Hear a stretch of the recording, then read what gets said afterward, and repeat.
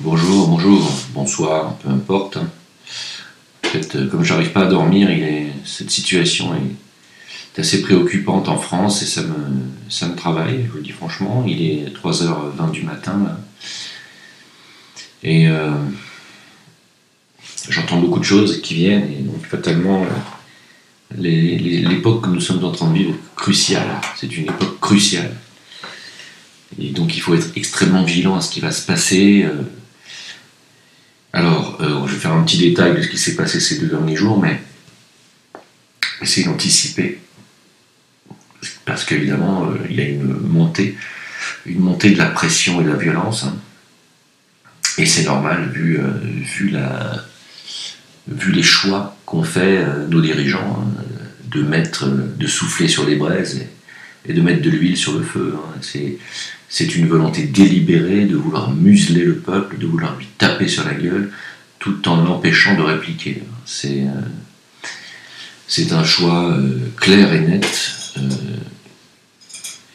qui pousse à la rébellion encore plus, donc qui pousse à davantage de violence. Et donc, quel est leur but, j'ai envie de dire? J'ai envie de dire que, oui, ce mouvement des Gilets jaunes, comme je l'ai dit, était un mouvement populaire à la base, hein, qui pourrait être un piège qui se referme sur les gens. Attention. Attention si on part dans la violence. Je l'ai toujours dit, hein, j'ai dit, tant que ça reste pacifique, c'est eux qui ont un problème. Mais si on devient violent, c'est ce qu'ils cherchent, hein, ils nous mettent des petits coups d'aiguille comme au taureau, hein, dans l'arène, pour qu'on finisse par se retourner, par empaler un policier. C'est ce qui s'est passé. À force de mettre des petits pics comme ça dans le cul, ils cherchent vraiment à ce que le peuple se mette en colère. C'est vraiment ce que j'entends, hein.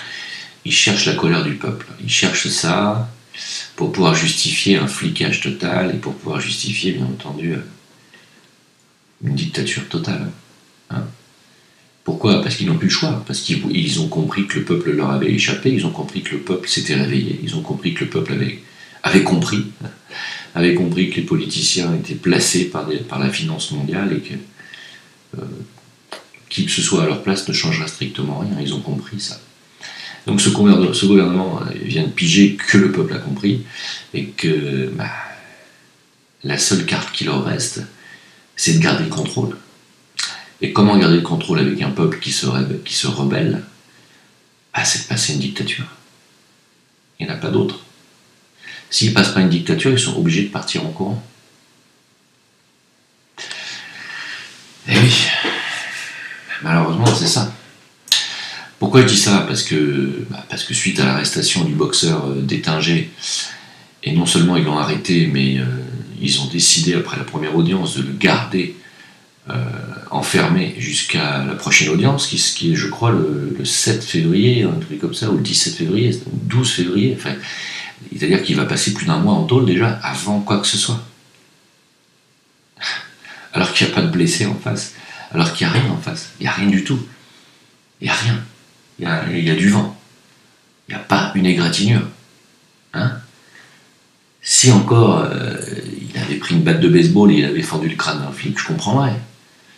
Je serais d'ailleurs même pas d'accord dans ces cas-là. Mais là, quelqu'un qui s'est battu à main nue contre des forces de l'ordre surarmées et surprotégées, ça ne mérite pas de prendre un mois de détention provisoire. Certainement pas. Et comme les gitans qui semblent faire partie de la communauté de ce boxeur ont prévenu qu'ils allaient monter et qu'ils allaient se mettre en colère, j'ai l'impression qu'ils n'attendent que ça, que le gouvernement n'attend que ça. Une véritable colère, une véritable violence collective pour passer une dictature. Alors je dis attention. Je dis attention parce qu'on pourrait effectivement cette fois retomber, se faire refermer le piège sur nous. Faites extrêmement attention, excusez-moi, je bois.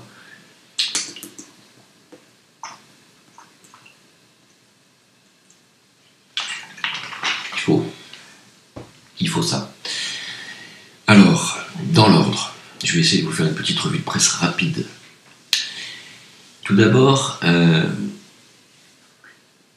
pendant qu'ils disent qu'ils n'ont pas d'argent pour vous, pour les Gilets jaunes, mais qu'ils ont essayé une tentative d'enfumage de 100 € d'augmentation du SMIC, ce qui est, tout le monde sait que c'est faux et que ça ne concernera pas tout le monde, loin de là, et que ça ne sera pas 100 €. Ils ont augmenté de 200 € les fonctionnaires du fisc. Hier.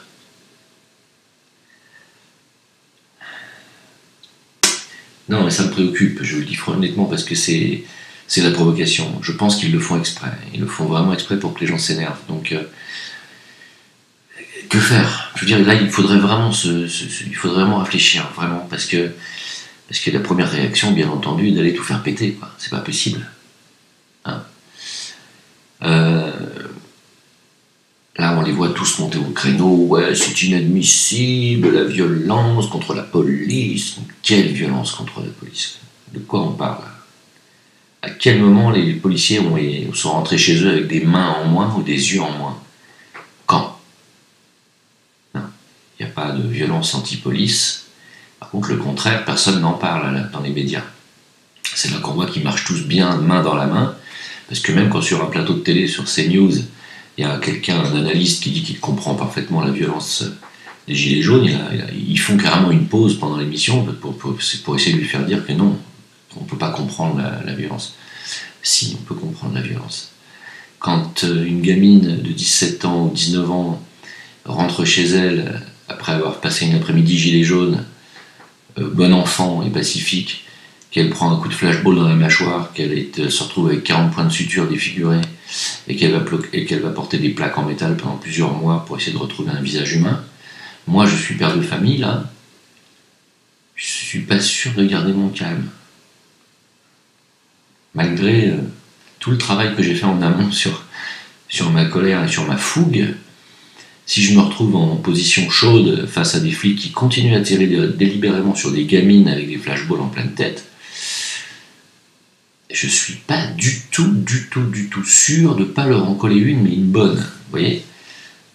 Donc il faut soutenir impérativement ce boxeur qui a, vous avez vu le témoignage de cette dame, qui a dit qu'il lui avait sauvé la peau. Elle était au sol en train de se faire rouer de coups par les CRS. C'est lui qui lui a sauvé la vie. Hein? Faut soutenir, parce que parmi mes proches et parmi les gens que j'ai sur Facebook, il y en a qui m'ont dit « Mais non, ça se soutient pas, c'est inadmissible, elle a tapé un flic. » Bon, je sais pas dans quelle partie du pays ils vivent, je sais pas, j'ai des amis, j'arrive pas à comprendre. Ils vivent pas en ville, hein, ils vivent dans le sud de la France, mais je comprends pas trop, j'arrive pas à piger leur point de vue. Même encore ce soir, là, au boulot, j'ai rencontré un vieil ami qui m'a dit « C'est inadmissible ce que le mec il a fait. » En parlant du boxeur. Bon, alors j'ai essayé d'éviter le sujet, ça sert à rien, on va pas. Mais il y a des gens qui s'offusquent vraiment. Ils comprennent pas qu'on est en révolution. C'est une révolution. Une révolution, ça, au bout d'un moment, à force d'avoir en face des flics qui veulent pas poser les armes et qui veulent pas se ranger du côté du peuple, ce qu'ils devraient faire depuis longtemps. Et dans une révolution, quand les flics continuent à tabasser le peuple, en général, ça tourne au bain de sang relativement rapidement. Là, on n'en est pas encore là, on n'en est pas au bain de sang du tout. Du tout.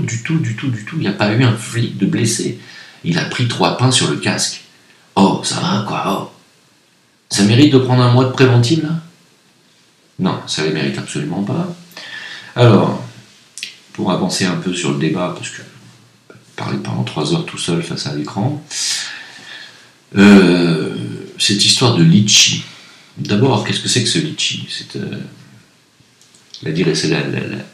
celle qui tient ce site-là de cagnotte en ligne, s'appelle Céline Lazorte. Elle est militante LREM, hein. Elle est militante La République En Marche, elle est donc un soutien de Macron. Donc on lui a dit d'arrêter immédiatement la cagnotte, et en fait l'excuse bidon qu'ont donné Litchi, c'est de dire qu'ils ont arrêté la cagnotte parce que en fait la cagnotte à la base était pour soutenir financièrement les frais d'avocat du boxeur, de M. Détinger. Et que donc avec 120 000 € récoltés, comme c'était pour eux largement suffisant pour couvrir des frais d'avocat, ils ont décidé d'arrêter la cagnotte. Voilà l'excuse, voilà la raison officielle. Bien entendu que non, hein, ils ont reçu l'ordre clair d'arrêter la cagnotte à la demande de Schiappa, qui a donné ses ordres à Matignon, qui a donné, voilà. On se demande pourquoi Schiappa donne ses ordres, et ensuite les gens obéissent derrière. Hein.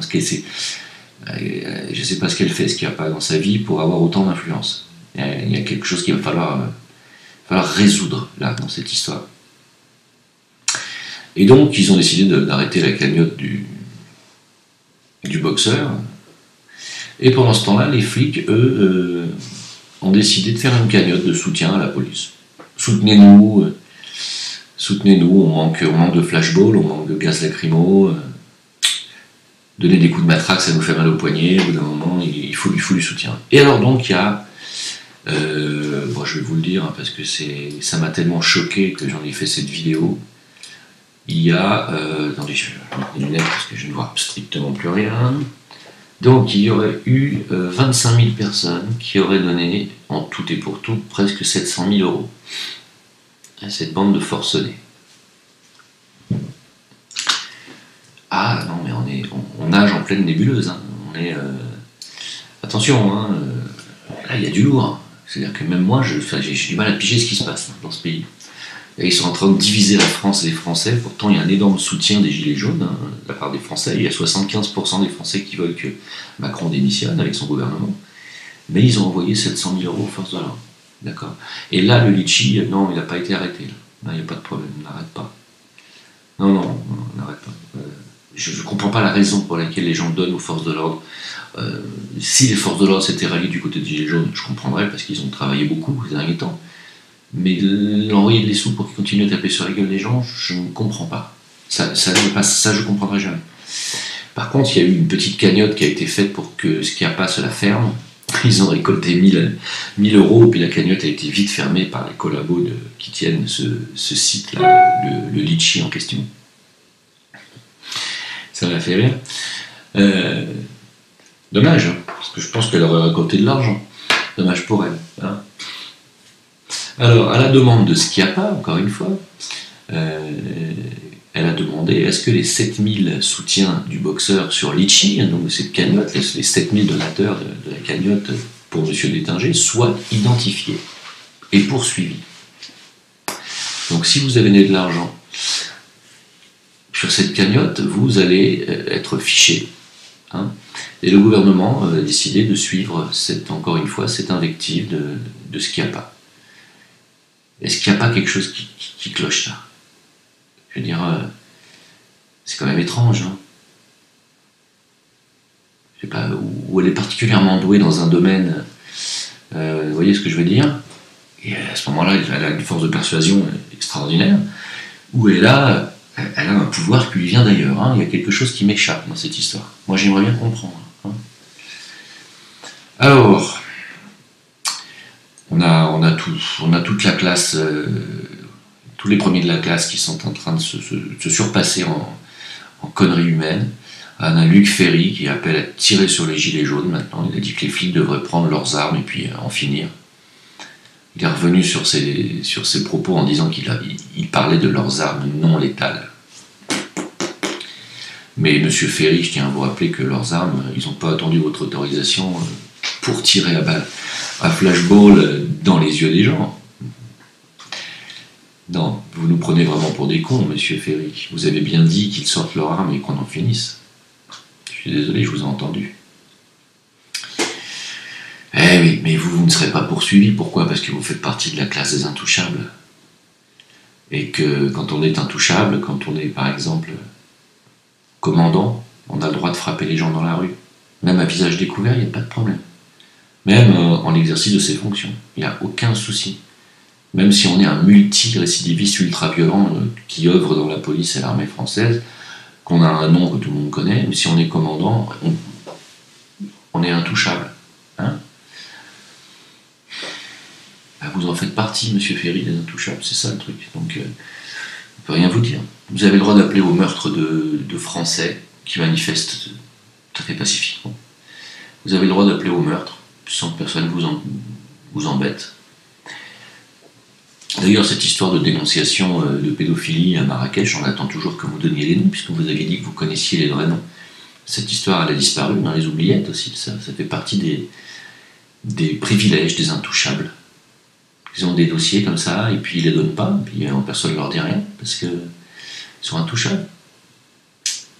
Et ça fait partie des choses qui énervent particulièrement les gens, et notamment les gilets jaunes. Attention à la montée de colère et de violence des gitans. J'ai dit attention. Attention parce que en face, ils n'attendent que ça. Regardez, il y a eu une rébellion envers les flics. Une rébellion envers les flics. Il y a eu un boxeur qui a mis 3 coups de poing sur un casque. Ils se sont tous jetés sur lui comme une bande de fauves sur une gazelle. 3 coups de poing dans un casque. Ils n'attendent que ça, la moindre violence de la part des gilets jaunes. Ou non d'ailleurs, car ils ne portaient pas de gilet jaune, le boxeur. Ils n'attendent que ça pour déclencher les hostilités, pour passer la dictature. Regardez déjà ce qu'ils sont en train de faire. 7000 identifications de donateurs de la cagnotte du boxeur, juste parce qu'il a mis 3 coups de poing sur un casque. C'est-à-dire qu'on va aller fliquer, on va aller ficher les gens qui ont décidé de soutenir, et c'est quand même leur droit, non ? Hein ? Ils vont être fichés, et vous risquez je ne sais quoi, vous pouvez risquer une comparution devant la justice ou quoi, je ne sais pas ce que vous allez risquer avec ce gouvernement. Je ne sais pas jusqu'où ils vont aller. Juste pour ça, c'est-à-dire que ça leur a donné le prétexte de faire quelque chose de totalement hallucinant.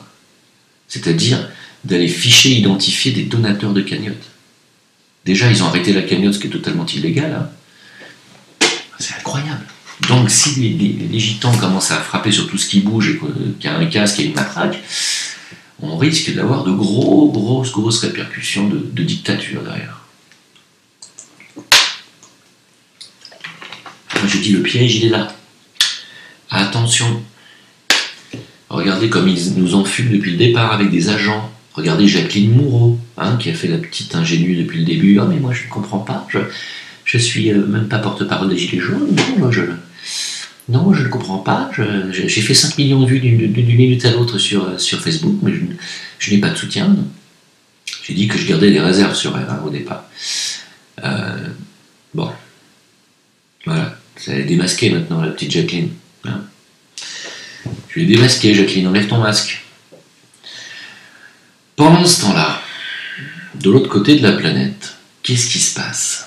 En Arabie Saoudite, à la Mecque, figurez-vous, oui, au lieu saint de la Mecque, invasion de cafards et de sauterelles. Plein mois de janvier.